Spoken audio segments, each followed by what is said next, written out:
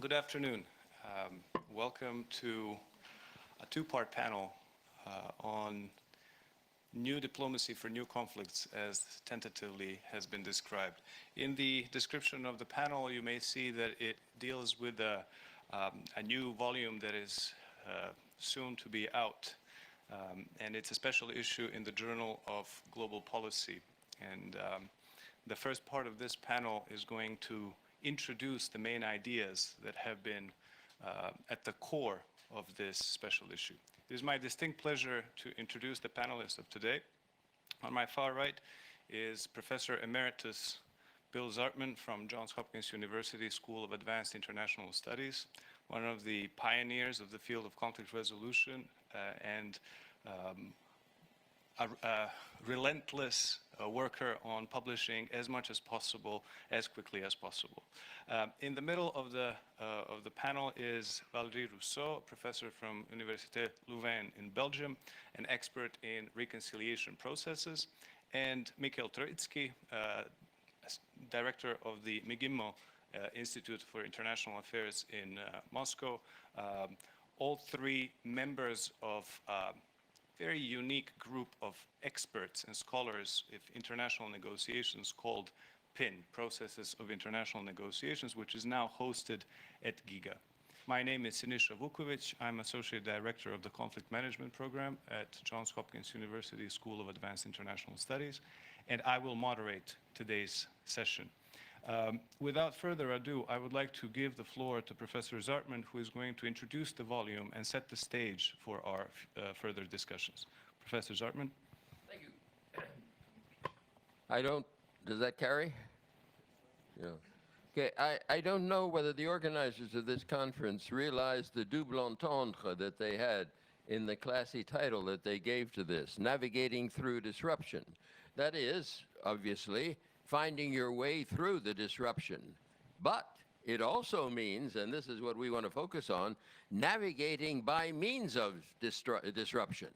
And that's very much the topic that we're looking at. We're no longer in a system of world order, we're in a system of world disorder, in which entropy is rising tremendously at a number of different levels. We have a multi-state system with non-ideological power plays, both on the international level and on the regional level. There's no blocks, there's no hegemon, and what the players like above all to find is vacuums that they can move into before somebody else moves in to fill the vacuums for power reasons. There's normative chaos in the current system. As somebody said earlier in one of the sessions, the rules and norms that we all believe in are being dismantled as we speak. And that was a very good, in an earlier session, introduction to what we're talking about. Norms? What norms are we talking about? Norms of the conquest of territory, the treatment of refugees and IDPs, and treatment of dissidents, international territorial integrity, weapons of mass destruction, trade practices, national self-determination, protection of population, humanitarian assistance are all subject to crumbling norms.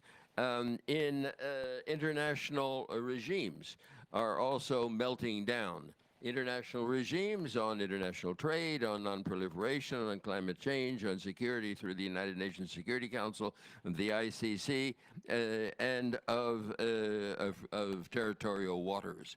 We no longer go by organizations that carry out norms on these important subjects. State dysfunction is rampant in many parts of the world. The states aren't breaking apart as they used to, a secessionist section, but they're crumbling into little pieces, and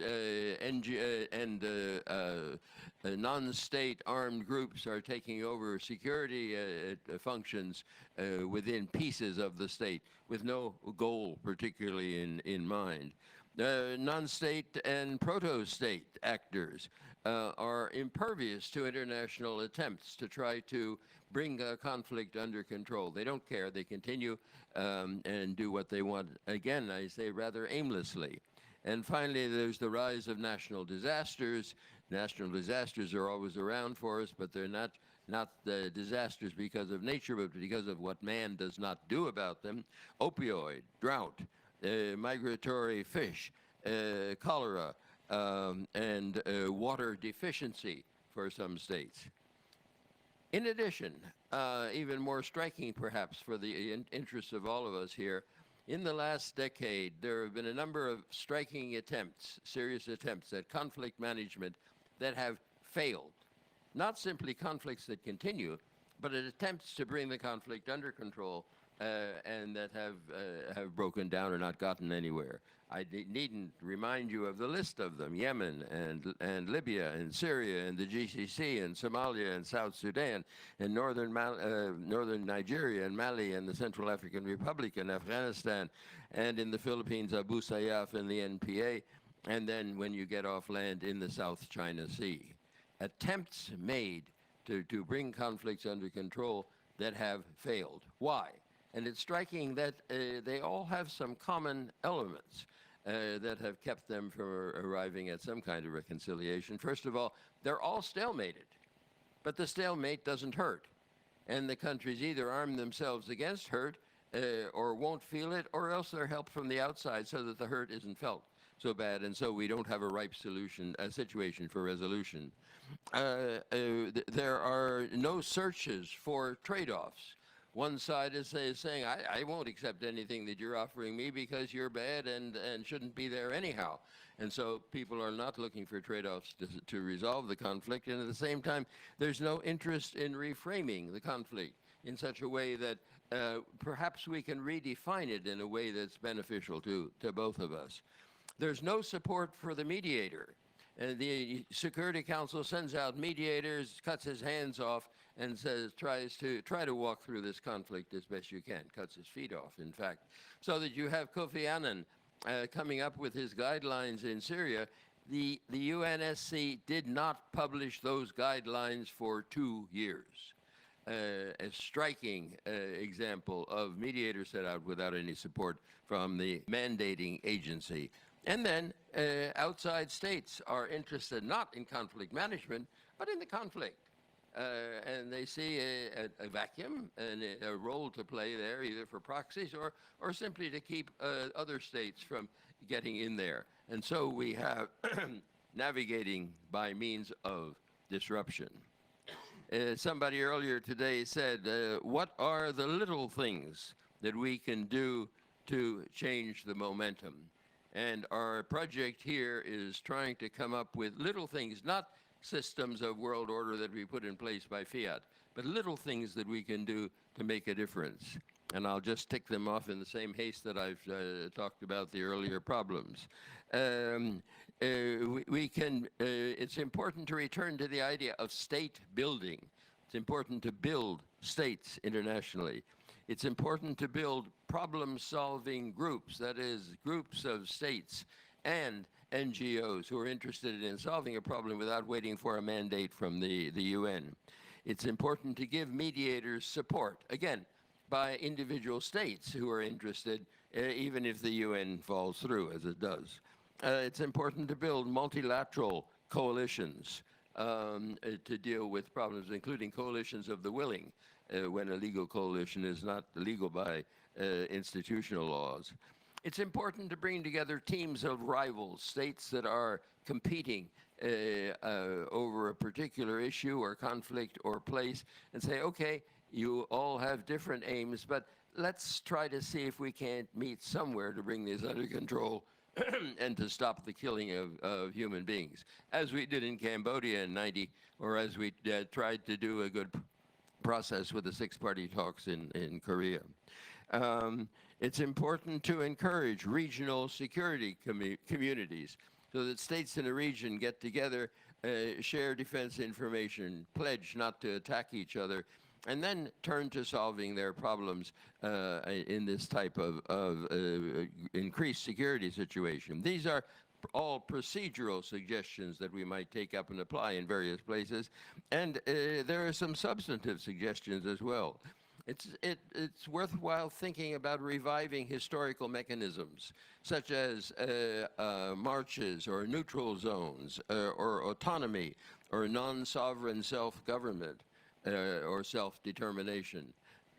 It's important to pay attention to status concerns, because many of the conflicts that we see now are people whose status has been insulted, they feel, with a historic background.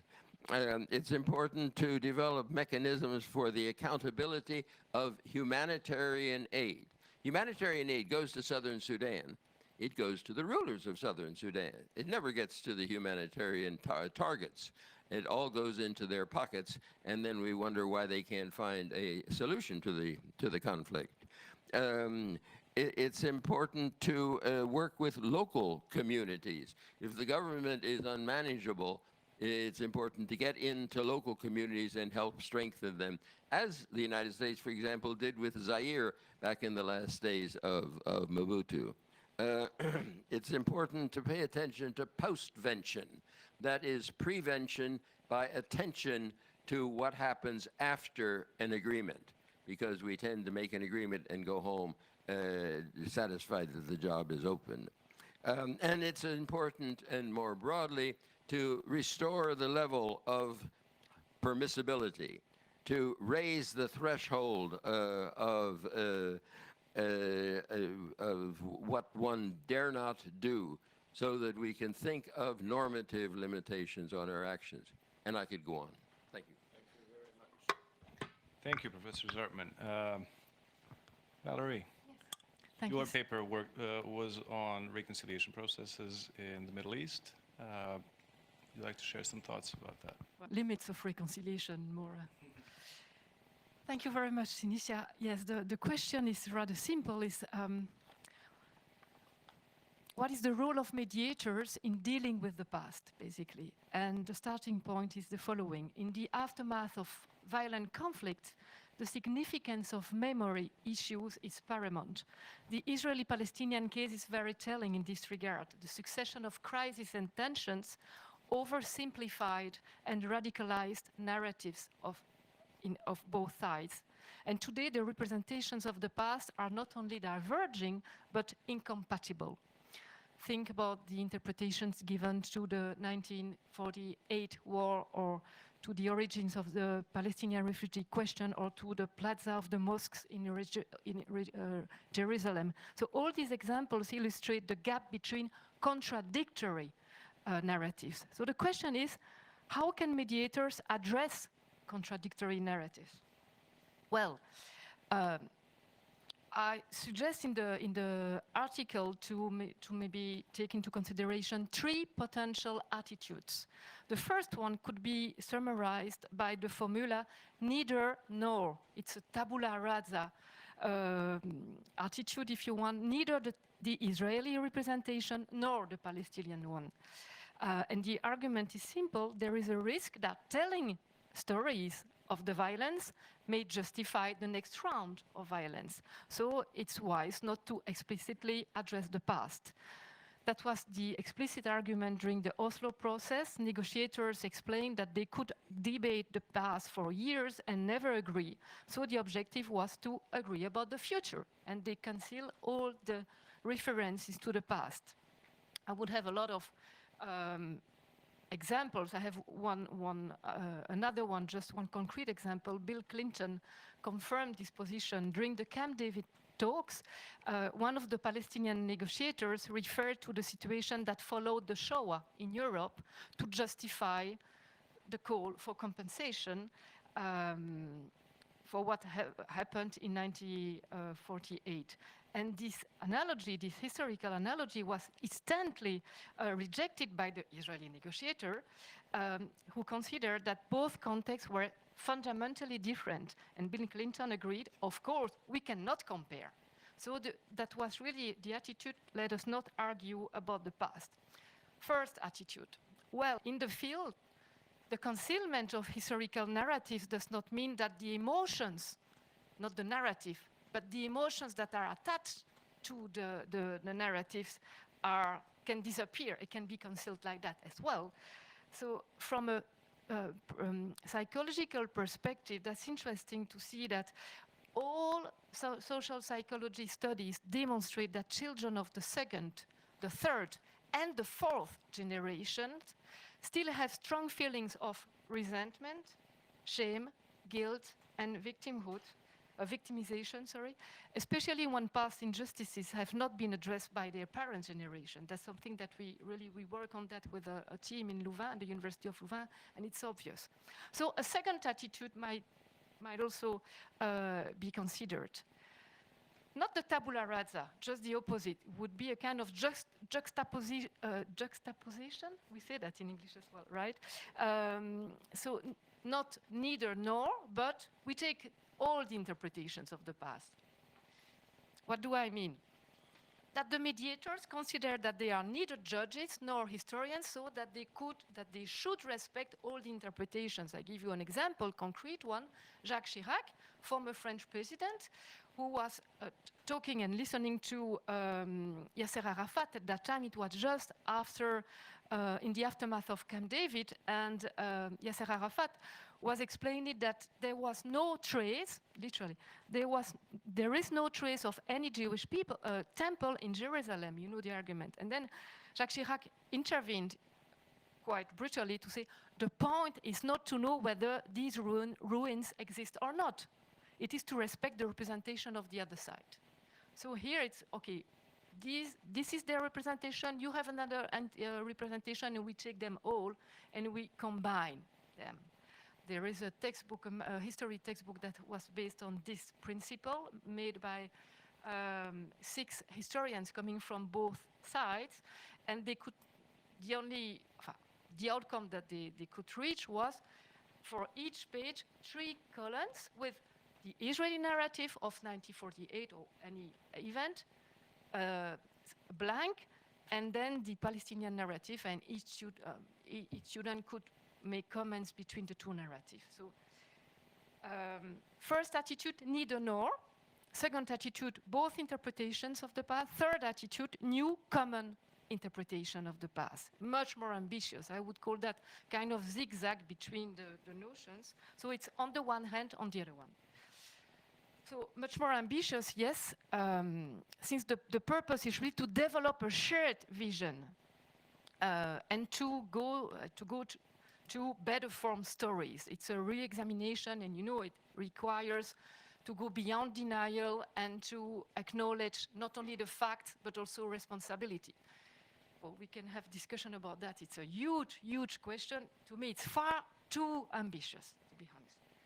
And I would like to go to the conclusion, because I feel a kind of pressure coming from my right. The initial question was, so if mediators can reconfigure incompatible narratives, and to me the answer is no. The Israeli-Palestinian case reminds us that third parties cannot control narratives of the past. Yet, third parties have a role to play to remind the parties that their narratives are not stable and fixed once and for all. They are stories under construction, right? And ultimately, I think that the question to me is probably not about changing narratives, the way parties talk about the issues, but rather maybe changing postures in terms of loyalty, and it's one single question. In whose name do negotiators refer to the past? To whom should they keep their promises? To past, current, and/or future generations? You could argue, but it's not incompatible. Well, that's not so easy. But I guess that consideration of children and grandchildren can bring a dose of much needed creativity and flexibility. So one last question for each of you. Isn't it crucial to honor, no, it is crucial to honor past generation, but isn't it even more fundamental to protect the interests of those to come? That's it. Thank you, Valerie. Thank you. Mikhail, I won't introduce your paper. I think you'll do better justice than I do. So. Yeah, thank you, Sinisha, and good afternoon. Thank you, everyone, for coming. So as a Russian should probably do, I wrote a policy-oriented discussion piece for the journal addressing the challenges to regional conflict management arising from great power rivalry. And the most conflict-ridden great power relations are those between the established great powers, the United States, and to the extent the European Union, on one hand, and those powers that we call aspiring. And aspiring doesn't mean rising; it just means dissatisfied with its current status and wanting more. Okay, so aspiring and global powers often leverage against each other the conflicts that occur in the neighborhoods of those aspiring powers, the neighborhoods such as the South China Sea or post-Soviet Eurasia. So, as we all know, China and Russia consider those regions their spheres of special, or say, privileged historical zones of special interest, irrespective of the legal grounds for such a view. But the United States and the European Union are, of course, also interested in those contested regions because of their trade and investment, because of their security concerns, diaspora politics, pressure groups, from the pressure from the expert community, and other groups that have strong views about the global powers policy towards those regions. And so, as Professor Zartman just noticed, at the end of the Cold War, we witnessed some surprising comity among or between the two superpowers that actually ended up sorting out cooperatively quite a few conflicts across the globe, be it Cambodia in Asia or Angola in Africa, places in Central America, and so forth. But over the following 2 decades, this spirit of comity, the spirit of cooperation in managing regional conflicts has somehow dissipated, faded out. So we are now faced with the need for some new conflict resolution mechanisms, or at least some ideas as to how we can overcome either escalating or simmering conflicts in those contested neighborhoods or in some more remote places like Syria. And essentially, the puzzle is, as I think Professor Zartman also just hinted, the puzzle is whether the leading powers, the US and the EU, could concede some status to the aspiring powers in return for the aspiring powers actually cooperating in the mediation of those regional disputes. And whether and how,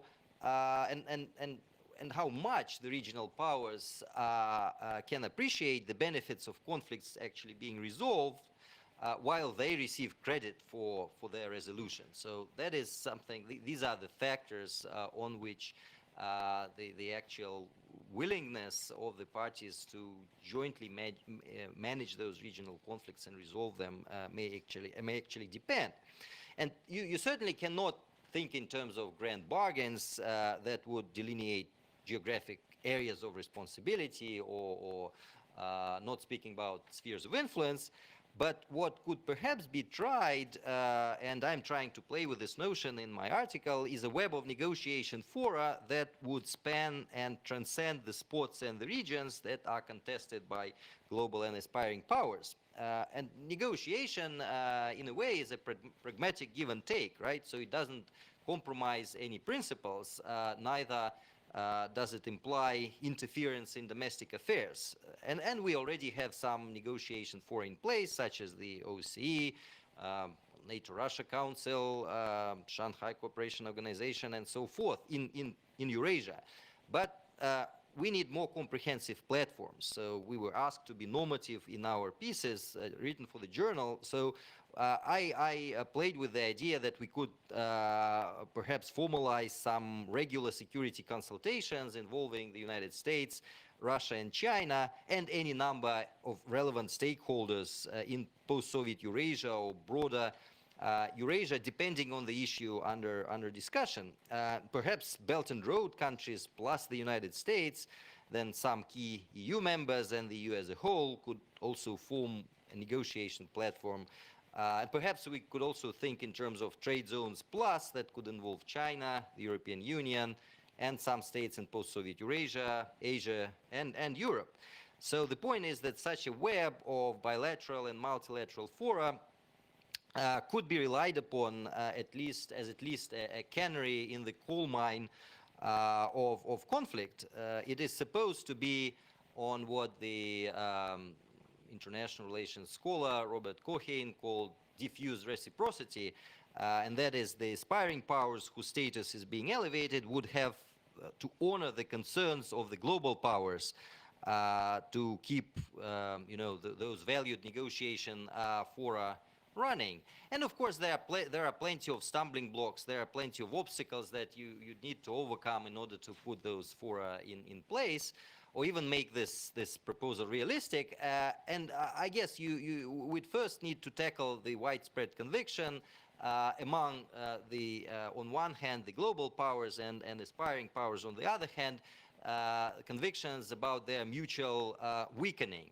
So you think that the other party is actually in decline while your clout is actually increasing, and of course, you don't want to negotiate and compromise now if you are getting relatively stronger. So you need to address those narratives in virtually all of those nations that would somehow that would somehow prioritize, that would somehow reflect the beliefs of their own rise while their opponents are believed to be declining. And second, we do have a fundamental lack of trust. For example, you can believe that your negotiation counterpart is never amenable to compromise, has no track record of compromise. And that looked to be the actual mutual perspectives of the policymakers in the United States, in China, in Russia, and it ruins any possibility of good faith negotiation.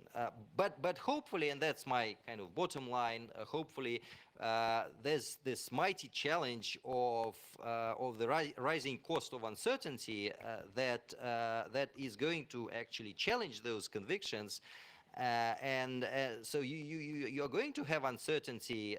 You're going to face it if you really plan on waiting your opponent out. And so the actual trends in the distribution of power are much more complicated than someone's linear rise or decline, or someone's belief in a linear rise or decline. And so as we look back at history, we'll see that the aspiring powers have successfully negotiated their way into a number of core multilateral institutions on more than one occasion. Look at the World Trade Organization and China, or Russia and the Council of Europe. And there's no reason why that experience of overcoming hurdles to mutual accommodation cannot be replicated, cannot be repeated. Thank you. Thank you, Mikhail.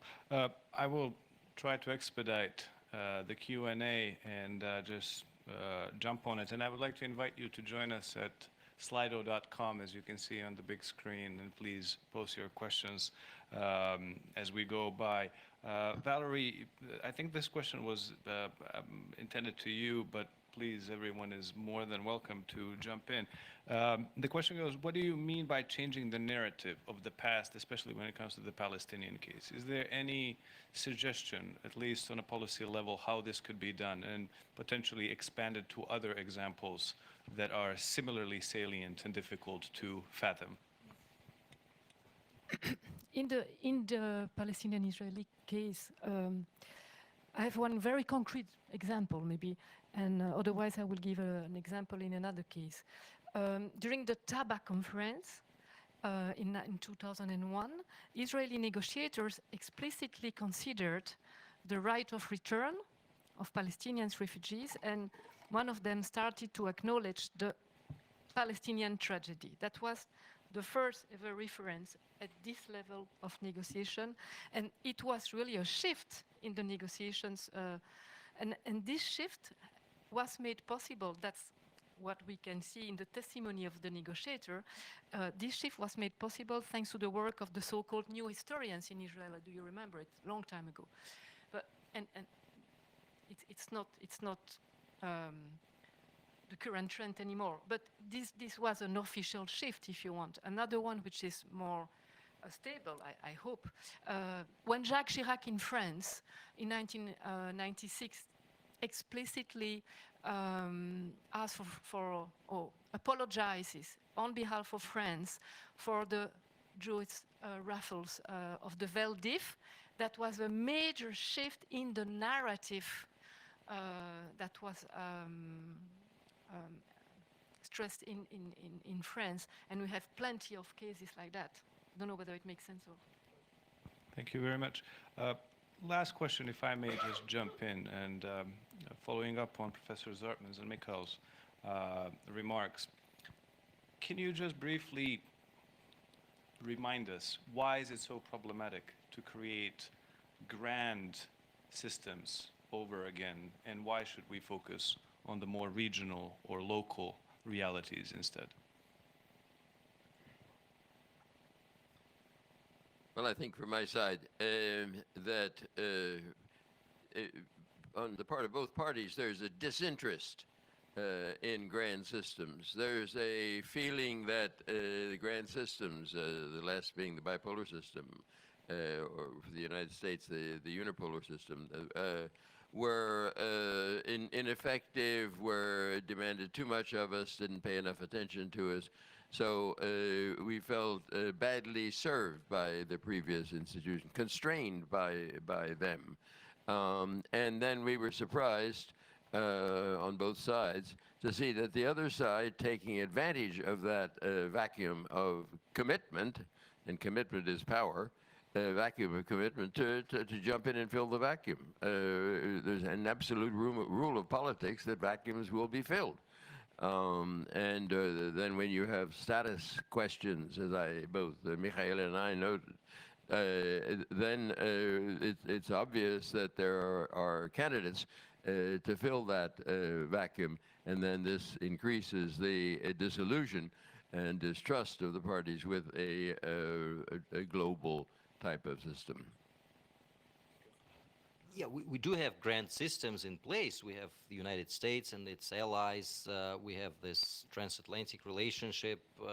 We have more or less, the European Union and the United States with a global kind of purview. But my argument was rather that in order to resolve some proxy conflicts or conflicts that risk for which there's a risk of becoming proxy, actually, we need to strike a balance, or the right balance, between, on the one hand, the scope of the stakeholders, the number of stakeholders that we want to bring to the table to discuss those conflicts on one hand, and here I advocate for trans-regional approaches to discussing those conflicts, because only then you may be able to address the whole gamut of issues arising from seemingly a local conflict, but the one that has trans-regional repercussions. So you have this number of stakeholders that you involve on the one hand, and on the other hand, that has to be balanced against the depth of engagement of those stakeholders in a negotiation fora, in an arrangement, let's say, that is going to address those regional issues. And here we are not going to anything very much institutionalized is not going to work, is not going to fly.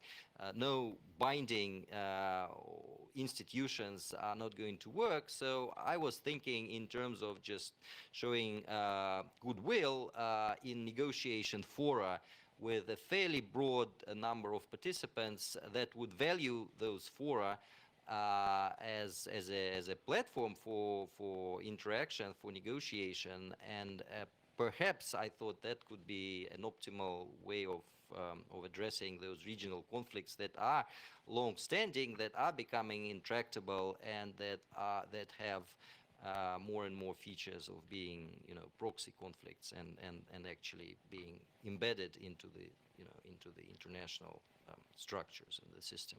Thank you, Michael.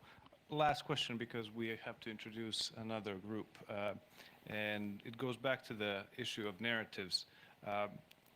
Do the narratives of the past actually shape the idea of nationalism and collective memory? So I wouldn't say that they're mutually exclusive. And if yes, how?